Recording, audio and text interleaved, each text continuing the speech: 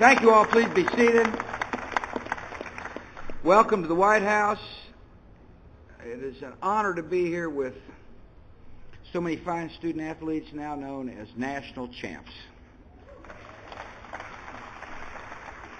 You know, it seems like the South Lawn is a fitting place to hold Champions Day. After all, we have a swimming pool, a tennis court, a running track, a putting green, and a basketball court. Just in case any of our athletes here want to squeeze in a little friendly competition. I appreciate the fact that you showed incredible discipline, skill, perseverance. It's hard to become a champ, and that's why we love to honor people here at the White House when you become one. And one of the things I tell people is that if you work hard and become a repeat champion, I look forward to welcoming you back to the White House. However, this time around it's not going to work. My eligibility has run out. But I do wish you all the very best. And so the next president can welcome you to the White House. But in the meantime, we're going to honor the folks here today. I welcome the members of the Cabinet. Mr. Secretary, thanks for coming. Members of Congress, thank you all for being here. United States Senators, United States Congressmen, student athletes, coaches, school officials, and fans. Today we honor 20 teams from 15 campuses in 13 states. These athletes excelled from tee boxes in California to ski slopes in Colorado to parallel bars in Oklahoma to bowling alleys on Maryland's eastern shore. You're represented by a wide variety of mascots, the Orange and the Golden Bears, the Hawks, the Eagles, and the Ducks, the Bruins, the Buckeyes, and 2 different types of Bulldogs. Despite these differences, you all share the right to be called champs, a title you'll keep for the rest of your life. We have 2 first-time champions here today.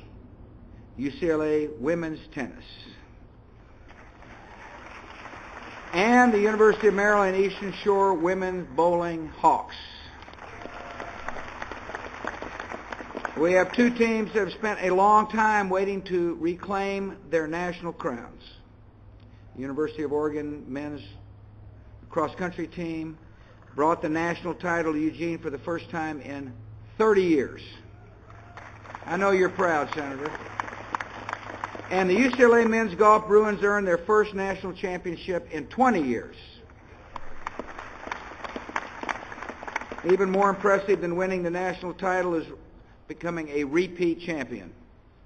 Some of the teams here have accomplished that feat. Cal's men water polo team, University of Tennessee women's basketball, University of Georgia men's tennis are all repeat champs. Congratulations to you.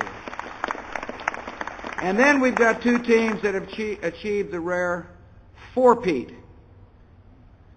University of Georgia women's gymnastics, affectionately known as the Gym Dogs. And 2 senators are here to honor them. UCLA women's water polo Bruins are here.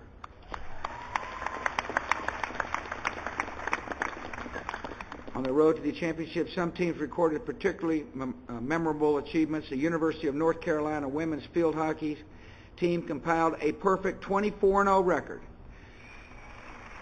making them just the 5th team in the sports history to finish undefeated. Penn State men's volleyball and Penn State women's volleyball pulled off a rare double championship, winning both the men's and women's title in the same year. Charlie Nentz here representing Penn. University of Denver men's and women's ski team competed with 1 fewer skier than their rivals, making them only the 2nd ski team in NCAA history to win the title shorthanded. And we congratulate you.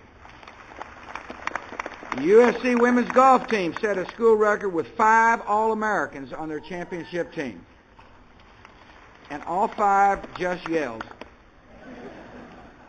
Some of the champs here are building on long legacies of excellence. Ohio State men's and women's fencing finished in the top 5 for the 7th consecutive year and earned the 3rd fencing championship in school history. And we welcome you here. Boston College men's ice hockey prevailed in the Frozen Four for the third time in school history and the second time in this decade. The University of Minnesota Duluth Women's Ice Hockey Bulldogs, the Senator, earned their fourth championship in the past 8 years. It's good to see you again. University of Oklahoma Men's Gymnastics upset the top seed to win their fifth national title in the past 7 years.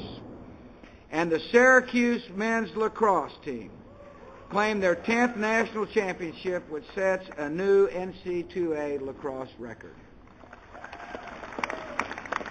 We honor you all and we welcome you to the White House.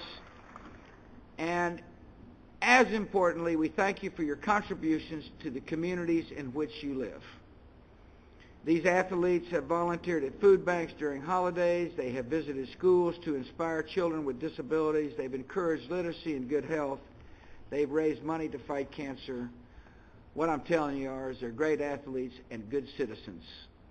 And for that, our country is grateful. We're glad that you're here. We congratulate you and your families and your schools for your achievements.